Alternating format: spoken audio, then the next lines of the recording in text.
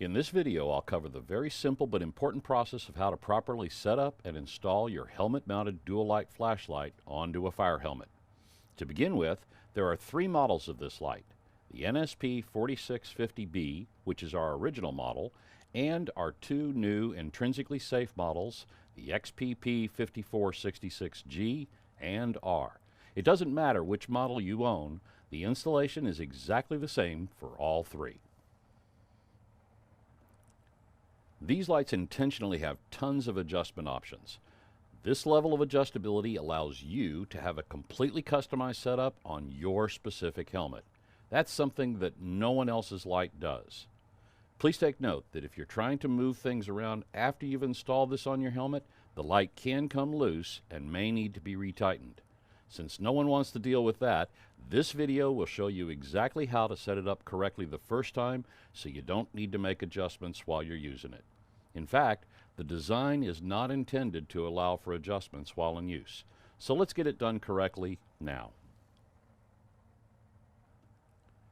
When you open the packaging, you'll notice that the helmet-mounted dual light flashlight comes with the light, the upper and lower mount already assembled, two CR123 batteries, two sets of Allen set screws, two long ones and two short ones, the Allen wrench, and the instruction manual. My first suggestion is to remove the factory-installed Allen set screws and set them aside for the first part of this installation. It's important to note that the light can be mounted on the left or right side of any full brim helmet. It can be mounted on an upswept or downswept brim, and you can pick a multitude of locations around the side of the helmet for installation. That way, you can customize the installation to accommodate any special gear you might have, like goggles, face shields, SCBAs, etc.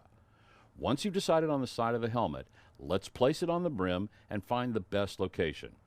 The important thing to note here is that as much as is possible, we want the upper mount to be fully seated onto the brim. Don't worry about which way the light is facing at this point. We'll get to that in a second. If need be, try operating face shields and anything else you might have to make sure that nothing is causing any interference.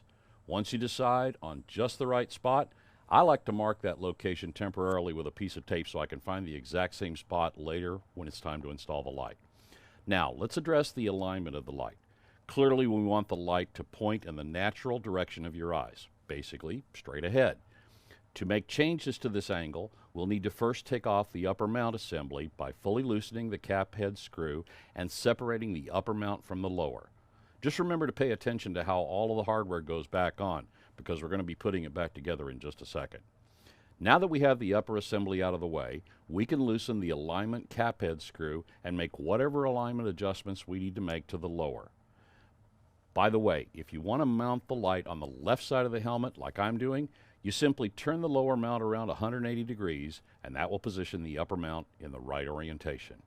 Once you're satisfied that you have the lower mount aligned properly, fully tighten the alignment cap head screw and then reinstall the upper mount.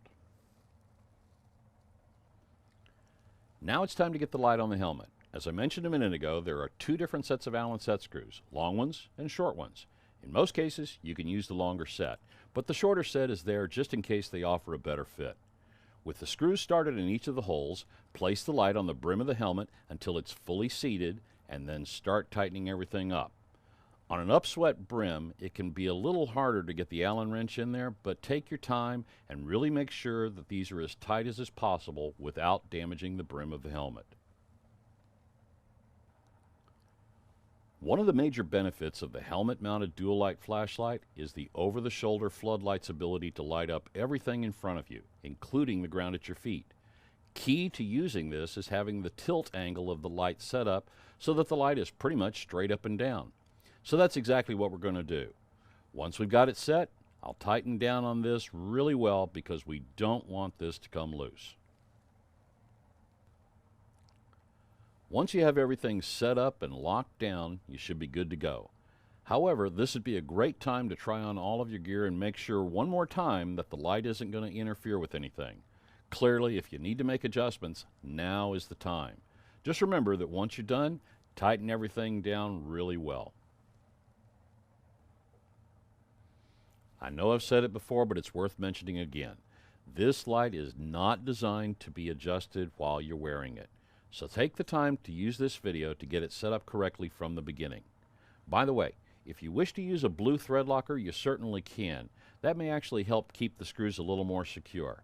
But the important thing about using a thread locking compound is that you have to follow the manufacturer's instructions for letting it cure before use. In most cases, that's about 24 hours. If you choose not to use a blue thread locker, that's okay. It's optional. But in either case, it's always a good idea to check all the screws periodically to make sure they remain tight.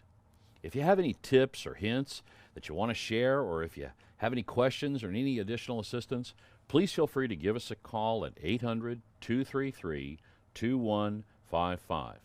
Thanks for joining me. We'll see you next time.